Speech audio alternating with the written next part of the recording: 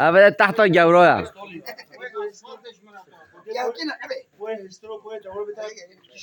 Amca peki. Vay peşkil.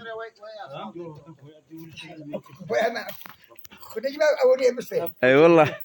Abi şuşuyor pisim.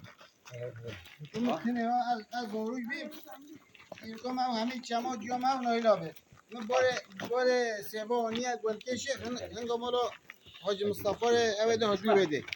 Yemiş takayı. Böyle kadar evveli hazma.